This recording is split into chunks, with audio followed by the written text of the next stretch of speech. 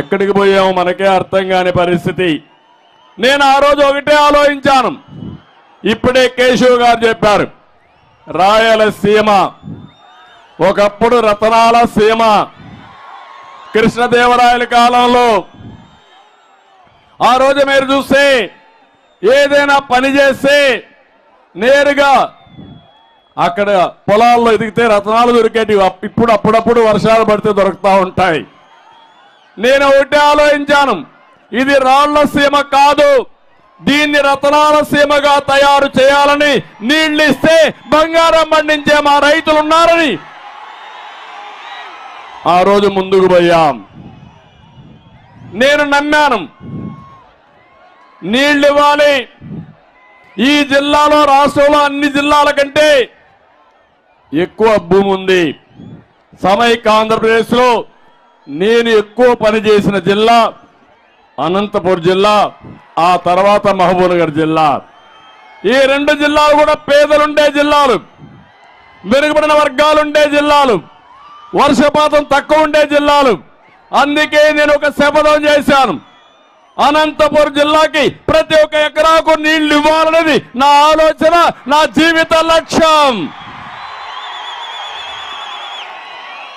అందుకే మీరు చూస్తే ఆ రోజు 4,500 కోట్ల రూపాయలు ఖర్చు పెట్టి అంద్రినీవా పరిగెత్తిచ్చాం. జీడిపల్లి, భైరవాని తిప్ప,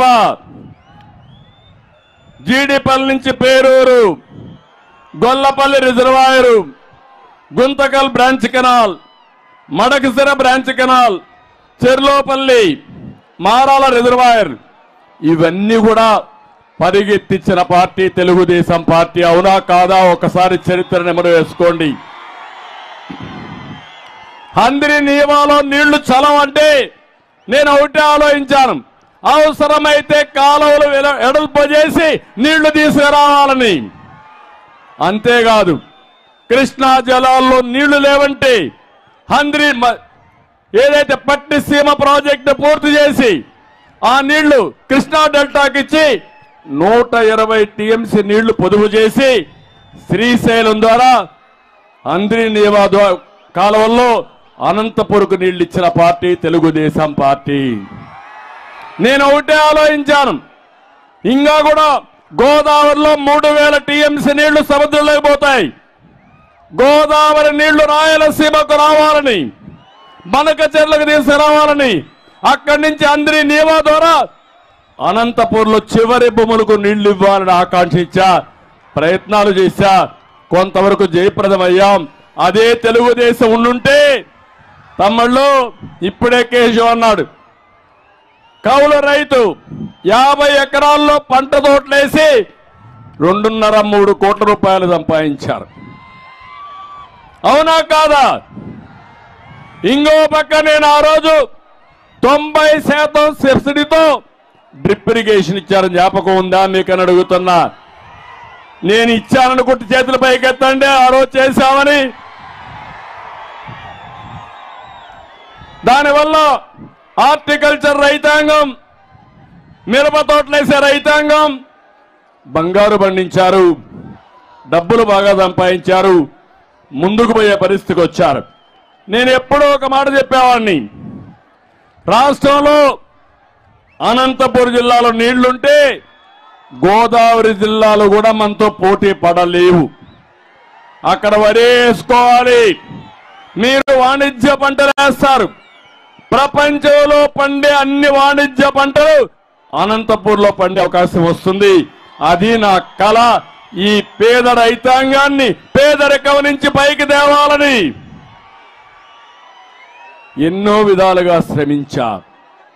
కానీ ఈరోజు మీరు చూస్తే ఈ ప్రభుత్వం వచ్చిన తర్వాత ఒక్క రూపాయి ఖర్చు పెట్టలేదు. మనం చేసిన పనుల వల్ల మీ చెరువులకు నీళ్లు ఇచ్చాం, కాలువల్లో నీళ్లు తీసుకొచ్చాం.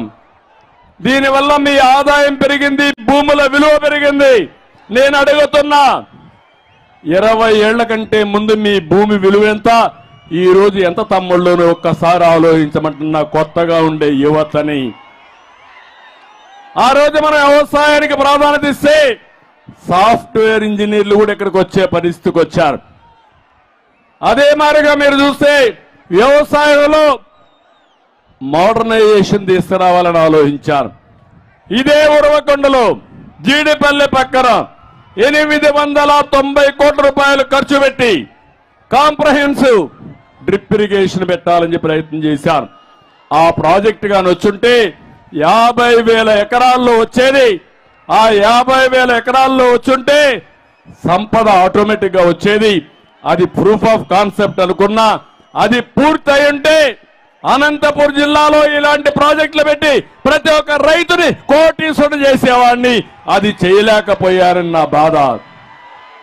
ఇది నా కోసరం కాదు, ప్రపంచానికి కూరగాయలు గాని పళ్ళు గాని ఎగుమతి చేసే అవకాశం ఉండే ఏకైక జిల్లా ఈ అనంతపురం జిల్లా. ఇప్పటికైనా మీరు సిద్ధంగా ఉన్నారా అని మిమ్మల్ని అడుగుతున్నా. మాయ మాటల కోసం నమ్మతారా అని మిమ్మల్ని అడుగుతున్నా.